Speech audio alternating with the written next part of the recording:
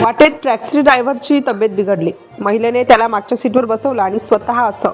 महिलेचे देशभरातून कौतुक. नेमकं काय घडलं होतं? ड्रायव्हर घामाघूम झालेला. गाडी रस्त्याच्या मधोमध थांबली आणि महिलेच्या चेहऱ्यावर अचानक भीती स्पष्ट दिसू लागली. पुढे जे घडलं ते ऐकून तुम्हीही थक्क व्हाल. दिल्लीतील एका शांत सकाळी ही घटना घडली. एक महिला तिच्या कुटुंबासोबत प्रवासासाठी घराबाहेर पडली होती. तिच्यासोबत तिची लहान मुलगी, आई आणि आजीही होती. सर्वजण एका महत्त्वाच्या कामासाठी गुरुग्रामहून दिल्लीकडे निघाले होते.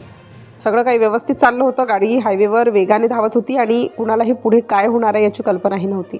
प्रवास सुरू झाल्यानंतर काही वेळातच त्या महिलेने लक्षात घेतलं की ड्रायव्हर वारंवार आरशात पाहत होता. त्याचा चेहरा फिकट पडलेला होता आणि तो अधूनमधून पाणी पित होता. सुरुवातीला महिलेने त्याकडे दुर्लक्ष केलं, पण काही मिनिटातच परिस्थिती अचानक बदलली. ड्रायव्हरने अचानक गाडीचा वेग कमी केला. त्याचे हात स्टेअरिंगवर थरथरत होते. महिलेच्या लक्षात आलं की काहीतरी बरोबर नाही. तिने विचारलं, भाऊ ठीक आहात ना? ड्रायव्हरने हलकंसं हो म्हणत गाडी पुन्हा चालवायला सुरुवात केली, पण त्याचा आवाज खूपच कमकुवत वाटत होता. काही क्षणातच ड्रायव्हरने गाडी रस्त्याच्या कडेला थांबवली. तो अचानक पुढे वाकला आणि छातीत हात धरून बसला. महिलेच्या चेहऱ्यावर चिंता स्पष्ट दिसू लागली. मागच्या सीटवर बसलेल्या तिच्या आई आणि आजी घाबरून गेल्या. लहान मुलगीही शांत झाली.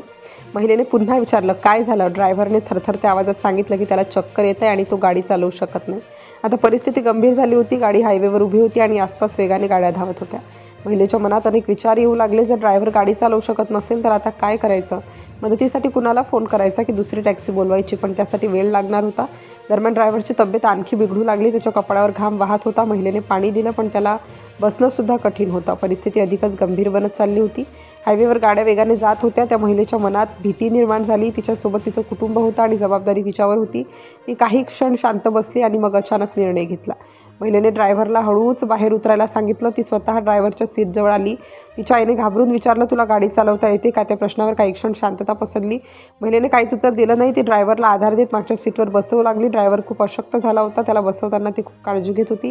गाडीत तणावाचं वातावरण तयार झालं होतं. लहान मुलगी आईकडे पाहत होती. आजी सतत देवाचं नाव घेत होती. रस्त्यावरून जाणारे लोकही कुतूहलाने पाहत होते.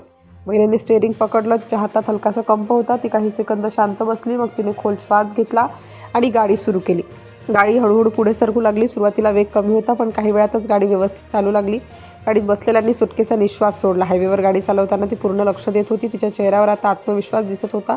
ती सतत ड्रायव्हरची विचारपूस करत होती. काही वेळानंतर परिस्थिती स्थिर झाली. महिलेने जवळच्या सुरक्षित ठिकाणी गाडी थांबवली.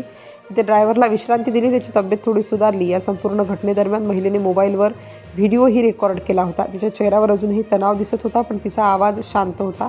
ती व्हिडिओमध्ये सांगत होती की अशा परिस्थितीत घाबरून जाऊ नये, शांत राहून निर्णय घ्यावा. तिच्या आवाजात अनुभवाची झलक होती. तिने सांगितलं की प्रवास करताना अशा परिस्थिती येऊ शकतात, त्यामुळे प्रत्येकाने गाडी चालवायला शिकणं किती आवश्यक आहे. व्हिडिओ सोशल मीडियावर पोस्ट केल्यानंतर तो झपाट्याने व्हायरल झाला. लोकांनी तिच्या धाडसाचं कौतुक केलं.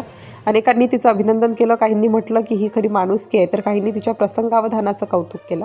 या घटनेनंतर सोशल मीडियावर चर्चा सुरू झाली. अशा परिस्थितीत काय करावं यावर लोक आपली मतं व्यक्त करू लागले. काही लोकांनी कॅब कंपन्यांनी आपत्कालीन योजना ठेवावी अशी मागणी केली, तर काहींनी प्रवाशांनीही तयारीत राहावं असं म्हटलं. शेवटी समोर आलं की दिल्लीतील त्या महिलेने आजारी पडलेल्या टॅक्सी ड्रायव्हरला मागच्या सीटवर बसवलं आणि स्वतः गाडी चालवत आपल्या कुटुंबासह सुरक्षितपणे प्रवास पूर्ण केला. आणि त्यानंतर लोकांना एकच संदेश दिला, आपत्कालीन परिस्थिती प्रत्येकाने गाडी चालवायला शिकले पाहिजे. तिच्या या धाडसाचं आता देशभरातून कौतुक होत आहे.